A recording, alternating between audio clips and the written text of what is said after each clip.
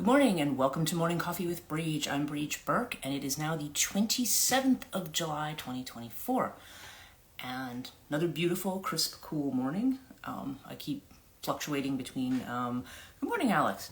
I'm fluctuating between wearing, a sweater and wearing a tank top because I keep fluctuating between hot and cold. And good morning Joanne. So, good morning team. I have, I have this, it's so, you had no sleep? Oh my goodness. Oh, that's not good. It is kind of an active weekend, actually. Supposedly there's some other kind of, I'm not going to pretend that I know the details of it. It's just something I've seen in passing in different places, but supposedly there's some kind of a major shift that's like Earth and beyond Earth, like going on this weekend. Azrael's message this morning mentioned 9 earthquakes, but when he says that, he doesn't mean, Giziax doesn't always mean actual earthquakes, it just means shakeups. So, we'll see what that means. I don't know. I can tell you that this weekend I am teaching Reiki 1 today, so I'm going to try to stay, I know we normally finish about 1:15, I might try to stick it more like maybe 5 past at the latest, because I do have to leave by 9 o'clock to get to the store and get set up. Karena and I were very funny last night because she got back from a vacation quite late. I think she got in like Thursday, 2 o'clock in the morning or something. And I stopped by yesterday and we were trying to figure out all the logistics. I had to make sure that we had everything, that we had the manuals together, that we had the certificates together for people, that we had... because she said to me, do you need to take a manual home and study it? I'm like, no, I've been doing this for 24 years. I don't need a manual. But that said, I do want to talk a little bit about some things that are in that manual and a little bit about Reiki, because it is related to the topic that I have for today, which is the topic of choosing. Okay? Choosing and what we're going to call discrimination. And when I say discrimination, I don't mean it in the negative sense. I mean discrimination in the sense of... the Buddhist idea of the Buddhist deity called Manjushri, who is often shown with a sword, and Manjushri is the one who cuts away, cuts through, cuts through so that there is clarity, and that is a concept that we definitely see in both Buddhism and Hinduism. This idea of cutting, that's why when we see Goddess Kali cutting the heads off, it's the idea of removing the head, getting the mind out of the way to do things. So part of that discrimination has to do with choosing right action, and that's really where choice comes in. But this came up because yesterday, we were doing trying to get things together, and really I'm trying to keep things very simple for Karena because she wants to use the Karma Gaia Reiki manual. Now, obviously, there's Usui Shiki Ryoho, which is the very traditional Japanese Reiki. But there'll be an endless myriad of ways that people actually will practice Reiki, or that they will even attune people to Reiki. Like in this manual, she's talking about, oh, well, in the attunement, you're going to have 4 attunements over 2 days. I'm like, who does 4 attunements over 2 days? Like, but that said, I'm sure that there are versions of Reiki where people do that. So I'm not going to be judgy on it, but I can tell you that I learned very traditional Reiki from my Reiki masters. Worked a lot with Frank Arjava Petter, and they also worked with William Rand. They had worked with all the people who were kind of the people who are the ones who are considered to be kind of the big guns in Reiki, I guess, if you want to put it that way. And they had, so it was, so like I said, the way that they taught it, and the way that they taught it was really stripped down and very simplified. It didn't try to get into all of this other stuff. Now tomorrow I'm giving a free session on Rahani. According to Karena, I have 6 people right now, and I don't know if I'm going to have more, but that's really great because I was worried that I was only going to be talking to an audience of like maybe 2 people, but the audience does seem to be growing, so that's great. That's great news. So I will be talking a little bit more about what I was coming up with that class. I'll talk about that tomorrow morning. But this morning, there were a couple of things that had come up as I was going, just reviewing what this manual had. So I really didn't have any surprises in terms of what I was going to come up with. And I did throw in a couple pages from my own manual. They list something like 26 hand positions for the practitioner. And I'm like, that's too many. That's just too many. And you want to just stick to, you know, the traditional ones for the front. Traditional. Oh, 6 is great. Yeah, it's yeah, exactly. Yeah, that's. I thought that was a really good number, and we'll see if it ends up being more. Because right now this is a free session, so I think that can draw people in too. They're curious, and if they're not interested, then they'll drift away. But I don't know. I feel significant that I'm teaching this weekend, but with all the other stuff that seems to be going on. Yeah, so there's a couple of things in this manual, and that's part of what I was talking about when it came to choice. For one, there was a whole big discussion right at the beginning about energy. It talks about Reiki, or it's actually called Reiki in Japanese, but we all say Reiki, or in the West, we'll say we call it Reiki.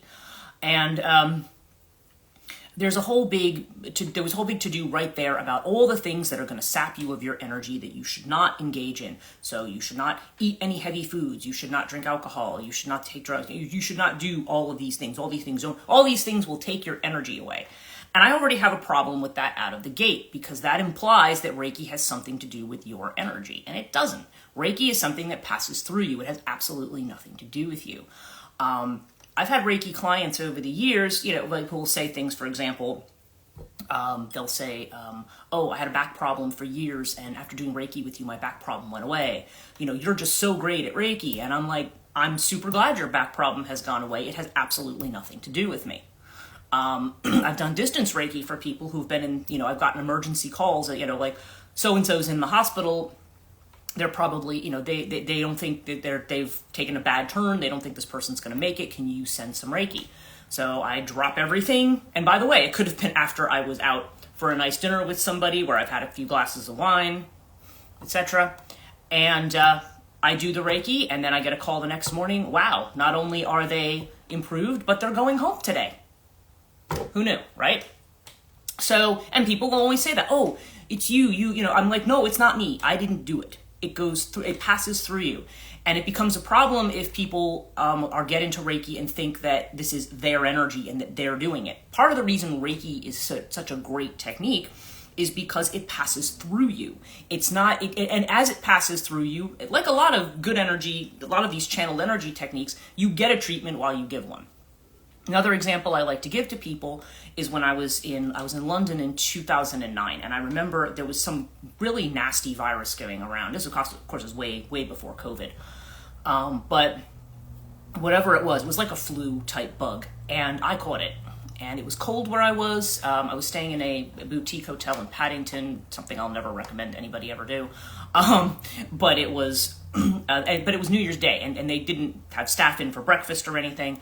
And I was sick. I had fever, and so I had to go out and try to find someplace open, not only where I could get food, but where I could get like orange juice and stuff like that. And so I managed to do that. I got back to my room, and again, being that sick, I mean, you would think you would go to a doctor, but I'm in England, okay? I'm not on the NHS. I mean, I know there's places you can go and pay, but I really didn't want to pay hundreds of dollars out of pocket for this. So, and I wasn't even sure what was going to be open. Was any surgeries open on that day? So I just said, okay, I'm just going to have to lay in bed, and all I've got is Reiki. So I just did Reiki, and it's funny because as soon as I brought my hands here, because normally you start with this is your first hand position, is here. As soon as I brought my hands here, this rush of energy just went straight to my chest, and my chest was like on fire, and I was like, okay, that's where the problem is. This is a respiratory thing. This is what the problem is. I did Reiki about 3 or 4 times. I would fall asleep in between, then I would get up, I would start all over again. I had to get on a bus I'd get to Bristol and then out to Glastonbury the next day. And I was fine the next day. I had a cough, but as the fever was gone, I didn't feel weighted down. You know how it is after you have a cold, you might have that cough that lingers, but that's about it. Otherwise, I was fine. And so that was how I had done it. But point being, if I believe the idea that the condition of my body is going to determine how I'm going to be able to do Reiki, then that shouldn't have worked. I shouldn't have been able to do Reiki on myself, right? I shouldn't have been able to, to heal myself in that way. So, well, or to have the Reiki heal me in that way. It should have been dependent on my energy level, but it has nothing to do with your energy level. Okay, you're a pass through, and what the attunements do is they basically, it's like the caulk gun, you cut the ending off, and sometimes you have like it's just a pinhole in the beginning, and then as you go through the attunements, it gets bigger and bigger.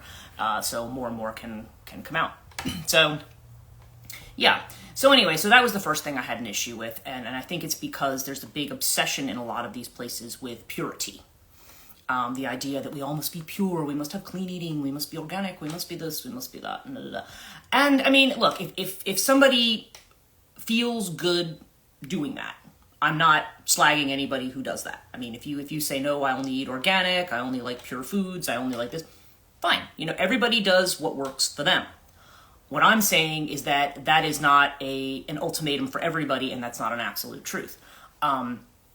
Because I'm not a poster child for clean eating. I'm a poster child for the opposite, okay? I eat whatever I want. And I have found it has absolutely zero effect on my energy work because, again, my energy work passes through me. And again, people know that I espouse the idea, I practice Sri Vidya Tantra. And so Tantra for me is about the way in which all parts of life, it's not like, oh, we're going to, girl, I ate half a pizza yesterday after not eating for a week. That's, wow. That's quite a thing. I could totally see eating half a pizza. That would be so good. Not eating for a week, I'm just kind of like, ooh, that's not good. But anyway, I'm glad you're eating again.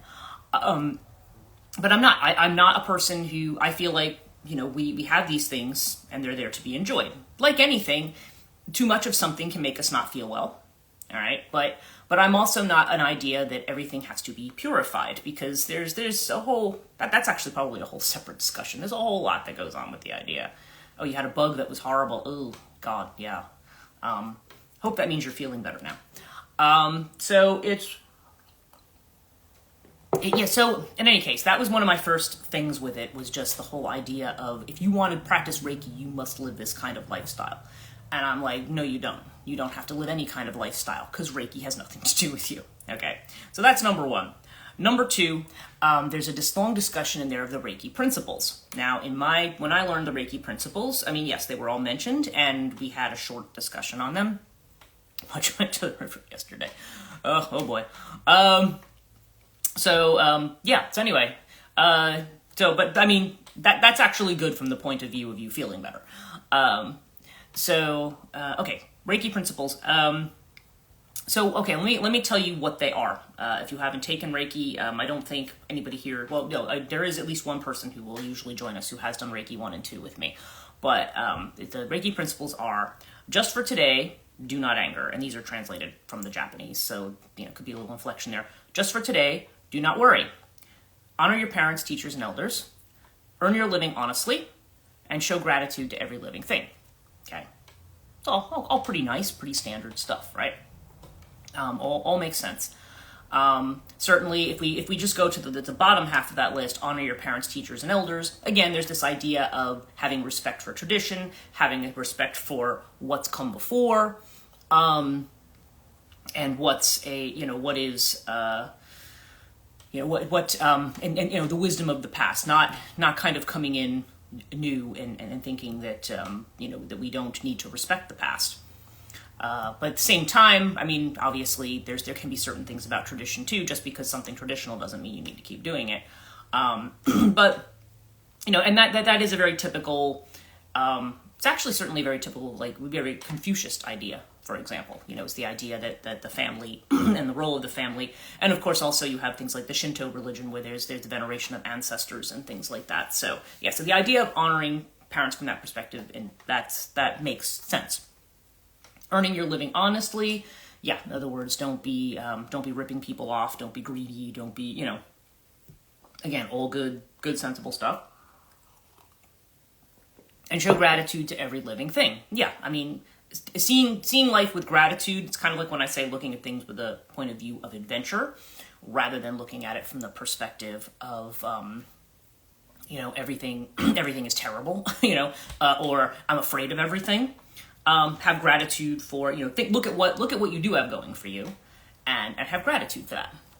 All that's good stuff. Okay, so now the first two are where we have some issues. And again, this is where I have an issue with what's in the manual, because they will say, And actually, I've heard this from other places too. And this is a big beef I have with people who work in what we'll call alternative spirituality.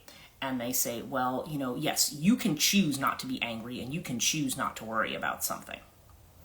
Now, so this goes back to our idea about discrimination. You can choose your actions, okay?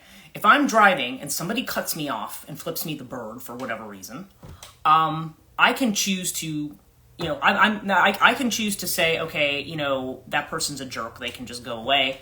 Or I can choose to get mad and tailgate them the whole way to where they're going and start a fight with them, right? What's probably the better choice there? Probably better not to waste your energy on the second choice. However, what's not going to change is that I'm going to be angry at that person. Somebody does that to you, it's like it's a WTF moment, So the idea that you're going to choose a positive emotion over a negative one, darn, I know. Trust me, Joanne, I know there are times when you have people. There's been times. What was it? I think it was Dave Barry who talked about putting grenade launchers out of the trunk. There are just times. There's a reason I'm really glad I don't drive very much anymore. And I said because they're especially on the highways and stuff. It's just people do really crazy things, and it feels like some people who drive a lot now tell me it just feels like it's getting worse. But, but again, point being that there's a difference between the feeling and the action. What you ask in any situation is what constitutes right action in that particular situation. And right action doesn't always mean the good versus the evil action, or the positive versus the negative action. Sometimes the negative action, sometimes you need to actually, if somebody is manipulating you or doing certain things, or something horrible has happened. Sometimes what you need to do is tell that person off. Now you might say, "Oh no, we don't want to get involved in negative emotions." No, sometimes you need to tell that person off. Sometimes that's what's needed in the situation. Sometimes combat needs to be engaged in. Probably in a large number of situations we don't need to do that. But we must smote them. It's funny. Yeah, I smite thee. Yeah, I know, it's funny. But again, it's all dependent on the situation. And so when you have this level of, so when we have emotions, to say, what happens a lot of times is people will say, well, I'm going to choose not to be angry. And that's not making a choice, that's being sanctimonious. Because a lot of times you really are feeling that, but you're going to go, it's kind of like, well, I'm going to be a better person than you, and I'm not going to have that feeling. It's like, yes, you do have that feeling. You're just pretending that you don't have that feeling. Or, just as bad, you can tell yourself, I do have that feeling, but I shouldn't have that feeling. So I'm just going to replace it with a positive feeling. So what happens then? So then you take all of those feelings that now you're upset by something that where you feel like there's an injustice or something's gone on. Or maybe there's something you're legitimately worried about. If you don't have enough money, the rent's due tomorrow and you don't have enough money to pay it, you're going to be worried about it, saying, I'm not going to worry. Yeah, it would be kind of nice to say the universe will take care of it. But we all know that what the universe takes care of has to be balanced with the efforts that we make.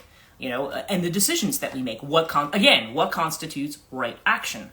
Not about the feeling. Of course you're going to feel worried. That feeling of worry is what's spurring you to make a decision, right?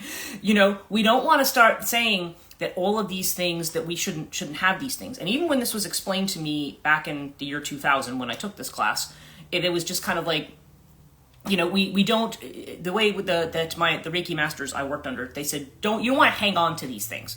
It's not that you're not going to worry, but don't hang on to worry. It's not that you're not going to anger, but don't hang on to anger. Don't let it be something that festers in you.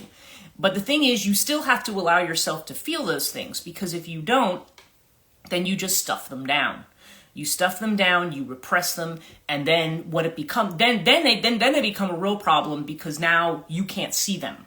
No, my consciousness is pristine. I have nothing but wonderful love and gratitude for everybody.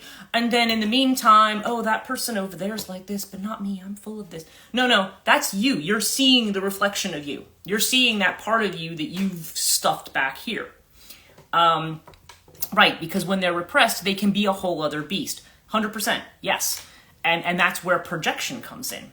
If you're not aware of your own feelings. So again, you have a choice about how you're going to act. When we have negative emotions, when we've had trauma, when we're frustrated, there's different ways that we work through it. Some people may go to therapy. Some people may vent to their friends. I mean, it depends on how serious the situation is. Some people, like with me, I write stories. You know, I write things out. Or, you know, I might do readings to just kind of get a guide sign as to what would be the right way for me to go.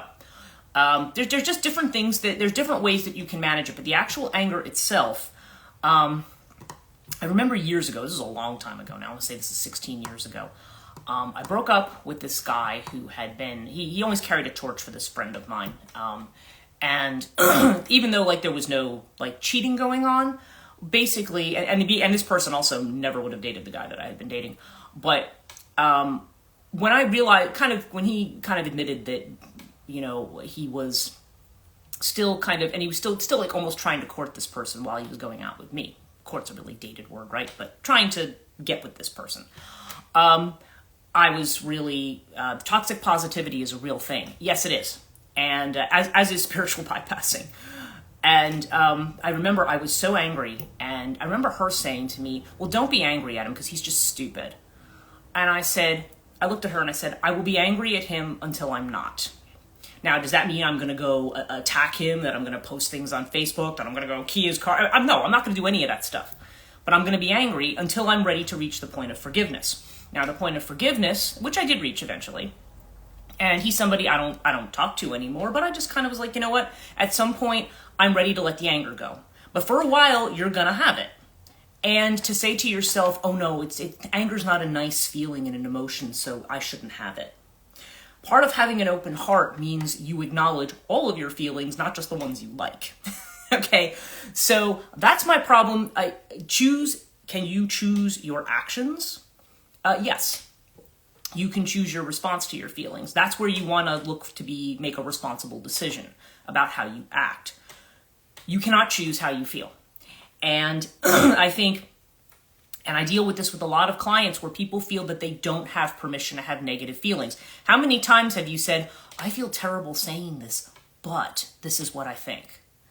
And again, depending on the situation, sometimes it's good to express that and sometimes it's not, you know? 2 days ago, I channeled a message that it's okay to feel how you feel. Yeah. And I would say that that's a true message, because people, a lot of times when we have certain feelings, sometimes even people, and usually people don't have a problem with positive emotions, but we may have a feeling with negative emotions. You know, if there's somebody out there, you know, in some field who does something despicable and you say, I hate that person. And we say, well, no, you should never hate. Well, hate is actually, I remember one of my professors said, she said, you know, the opposite of love is not hate. Synchronicity, yeah. The opposite of hate is indifference. Okay? The opposite of love is indifference. It means I don't care about you at all. If we want to take this, I talk about this a lot in my theodicy classes when I teach religion, like good and evil stuff. What is evil, right? Think about somebody like the way they were, say, in Nazi Germany, or think about the way a serial killer is. It's when you can look at another human being and not look at them just like they're a thing. They're a thing that may be convenient or inconvenient. There's no humanity there. There's no empathy. There's no looking at that person and seeing another person who has feelings and who has, you know, and these are the things that we negotiate when we make those decisions.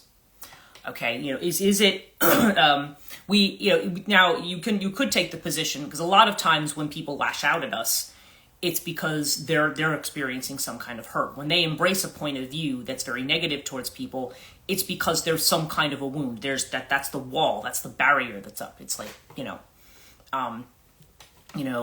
F you and anybody who look like you. You know, there's this barrier that's up.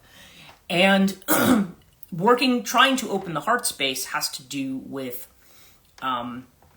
the fact that you have to acknowledge that those wounds are there, and you can't just tell somebody to just bypass all those wounds and start to be positive. Joanne, you'll appreciate this because you're clinical training too, but think about somebody who's suffering from clinical depression. Are you going to just tell that person, oh, just go out in nature, relax, and think happy thoughts? It's got nothing to do with it. It's when you're in depression, you're in a hole. There's no feeling in depression whatsoever.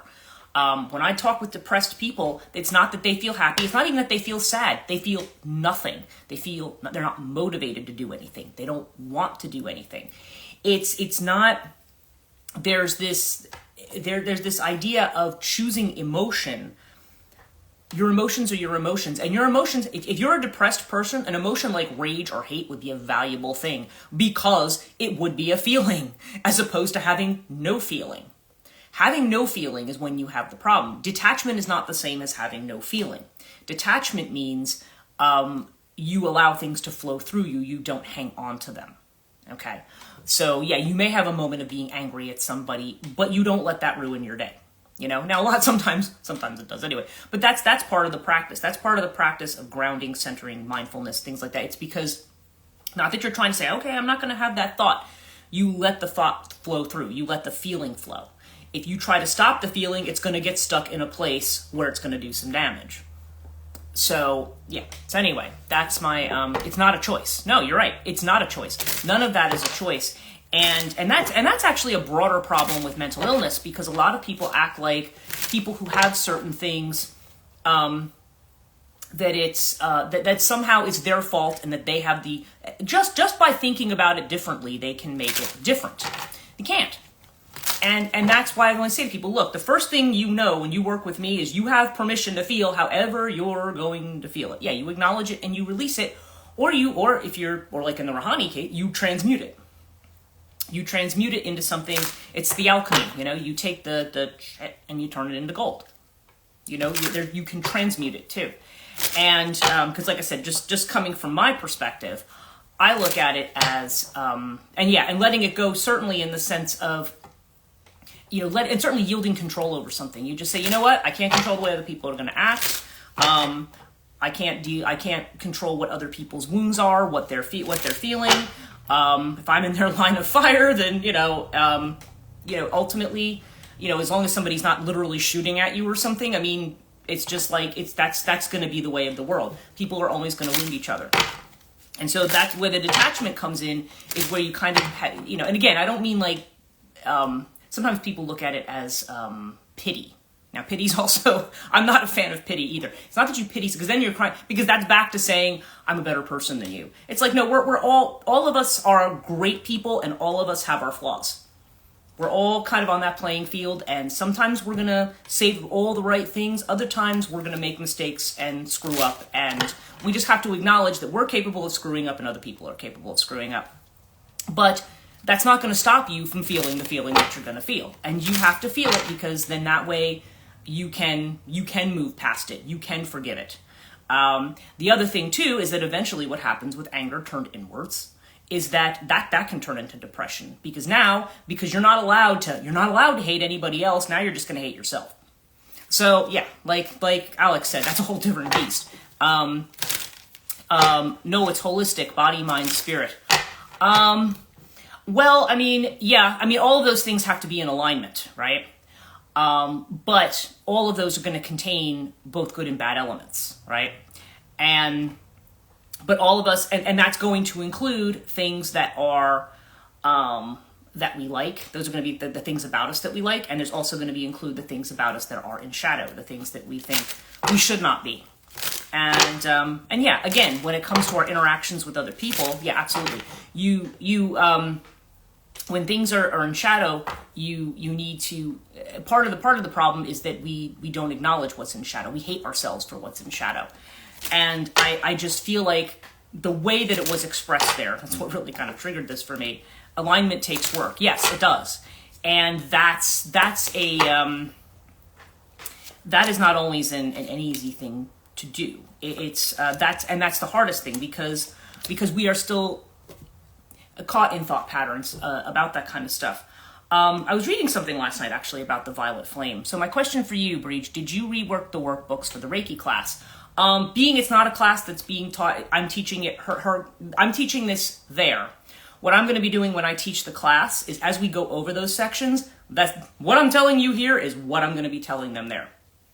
So I would have actually preferred to use my own manual, but we were not in a position, she's licensed and paid for these materials, so she's like, these are the materials I want to use. And being it's her store, if I was teaching this in my own house, I would not be using those materials. Okay, awesome, makes sense. Yeah, and just explain to people because I don't want people, and I hope people take notes. Yeah, well, today we're looking at an instant gratification world. Well, and that's true. And with instant gratification, right, it's like either I want something or I don't want something, or this is, and there's a lack of patience there. It's like I'm aligned with what I want, or this is not what I want. And when you're dealing with the idea of instant gratification, you are, you feel like you have to have something now, and also, right, I was actually that kind of dovetails with what I'm saying about the violet flame, which is that what I was reading about it is that it works layer by layer by layer. If it's not fixed now, it's not working. Right, exactly. And that's a good point too. People who come in, for example, for one Reiki session or one Rahani session, and they're like, well, I'm not cured after this. Well, of course you're not, because it's going to take work. The violet flame, what I was reading about it was that it starts with what's most immediate and it works backwards. Excuse me. Speaking of, I had one of my headaches starting this morning, and now that's why I'm coughing. Because whatever is going on in my lymphatic system is deciding to drain itself, and the Rahani this morning has helped it a lot. But it's right. So people come in and they say, well, I had one session and I wasn't automatically transformed. I totally understand it. Yeah. And definitely works on multiple levels. I'm noticing little by little. Yes, because you have firsthand experience of this. Yeah, it's definitely, it works its way through is what it does. And so, but it's not like all of your trauma is going to be released overnight. It doesn't, if it's taken a lifetime or even maybe multiple lifetimes to get there, in the same way that if you walk into a house where somebody is a pack rat, you know what it reminds me of? It's really funny. I had this thought this morning. The place that I used to work, we had a woman who worked with us. It is ongoing work, yes. We had a woman who was let's just say she tended to be very cluttered. She was somebody she was very interesting, very intelligent woman, but she had stuff. She'd find a piece of paper, an article that interested her, and she saved every single gosh darn thing. And she shared an office with somebody who was the complete opposite of her, who absolutely hated it. He's like, she's got a mess in here. I mean, literally, there were floor to ceiling piles of paper everywhere. This was a big room. This was a room bigger than the one I'm in. One end to the other, her whole side was just papers and boxes of papers. And he had on his desk, he just had his little, I don't know, framed picture of him with the university president, and he had a couple other, his little pen and pencil and his little desk blotter, and that was it. Nothing on his desk, because he was absolutely, wanted everything to be nice and neat. That was just the way he was. He was just very, very orderly. And so she would be told by several directors, you have to clean that office. And she'd be like, okay, I'm going to go in. I told my mentor I upgraded my campsite on the River Styx to a timeshare. That's so funny. That's hilarious, actually. So what he did was, so she would go in, and she would take 2 or 3 pieces of paper off the top and decide she could recycle those. And then she'd be like, oh, it feels good to clean once in a while. And we'd all just kind of look at her going, you haven't cleaned anything. You've taken 2 or 3 sheets of paper. And that's kind of a good metaphor for this, because it's, that's, yes, you've done a little something, but there's so much more to do, and when I became director, I decided to, we had some personnel shifts, and I said, I'm going to move you to an office with other staff, and let this person have his own office, for which he was extremely grateful. And but again, cleaning the boxes and boxes of stuff out of there was not an overnight job. If anything, a lot of it we ended up shifting to just another closet just to move it. And eventually I just said, you can probably put that in recycling because it's been how many years and she hasn't noticed that it's gone. So it was just, you would do that kind of stuff, which again, then there's the idea of shifting things from one thing to another. You move from, move from one addiction to another, or move like people who quit smoking and then they move to something else, like eating a lot or something. I don't know. There's a way in which we move things around. But yeah, it's not something that's going to be done in, it could be, it's intensive work, and emotional work is not the kind of thing where you're going to do, like you're going to bring the whole team in and do a big closet clean in one day. Because that can leave you adrift. That can allow you to fill the space with other things. It can allow you to fill it with other fears and with other things, because you're better to kind of work through it bit by bit, see what's there, and then make a decision about where it belongs, or if it doesn't belong. So let's look at our reading for today. Our first card in the middle is Success.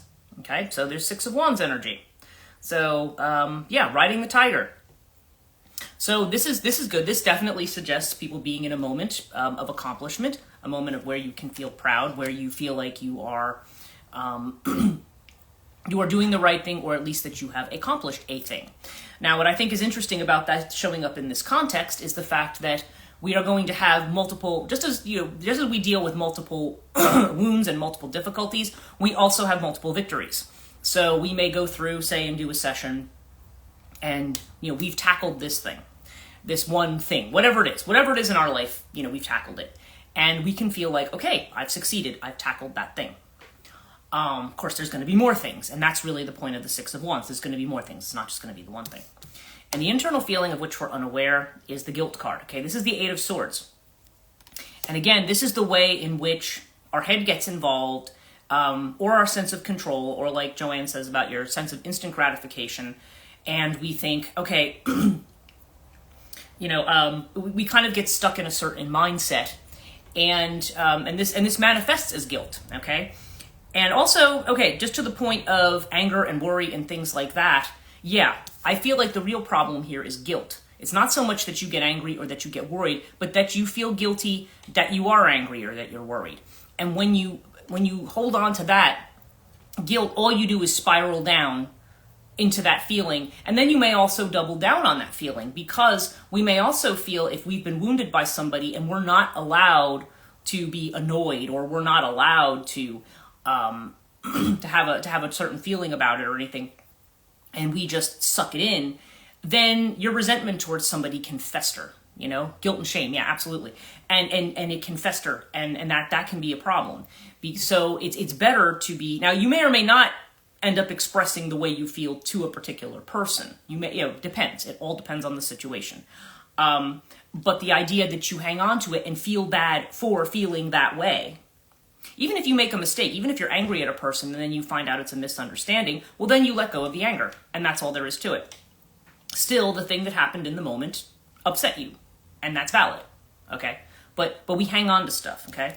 And then the external feeling is this clinging to the past. Yeah, this is the accumulation, right? This is that box, that clutter I'm telling you about, right? There's this box of stuff that we absolutely hang on to. Five of Cups energy.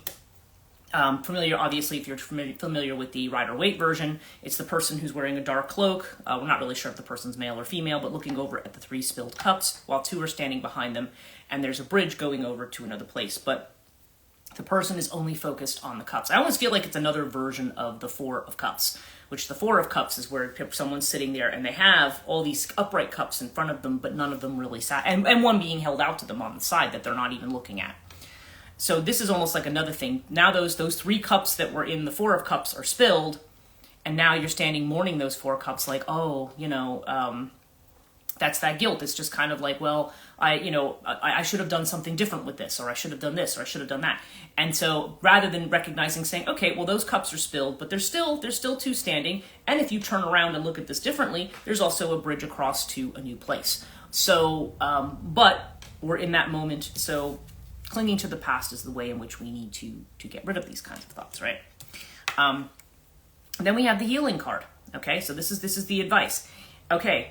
And I'm going to show it with the Outcome card. So we've got the King of Cups and the Queen of Cups together. We've got healing and we've got receptivity. Okay? And these two, literally what I said before, It has to be a flow. Receptivity is about flow. It's about stuff that flows through you. You don't hang on to it. You let it flow. You receive it, you process it, you process your feelings about something, and you let it flow, okay? And that's how healing works. And healing is, yeah, you're going to have a lot of individual successes in healing. But remember, you're going to have one, and because we're talking about something that may be compounded over a long time, it's going to take some time. And there's nothing wrong with you, and you didn't fail, and you're not bad because you didn't solve it all in one day. You know, it takes time to solve these things. So, yeah, so that's interesting that kind of goes along with the message that I had for today. But yeah, so yeah, healing is about opening the heart, and I'm going to talk a little bit more about that tomorrow, I think, because I'm going to be talking about, I'm doing a Rouhani session, informational session tomorrow in Milford. But today I'm going to probably go for now because normally I try to keep this to 7, but anybody who's watched it knows I always go over past 7. So, as I do have to get ready and leave for this class in probably less than 2 hours. So, I just want to say thank you guys so much for joining me this morning. It's always a pleasure. I'm going to try to get this. I uploaded other stuff yesterday, but I did not upload yesterday's to YouTube, and I'm going to try to upload today's before I go. You're welcome and thank you. Yes, I hope it's going to be a great class. I think this is a small class, and so it should be a good group. All of you have a great day too, and I will see you tomorrow. Take care.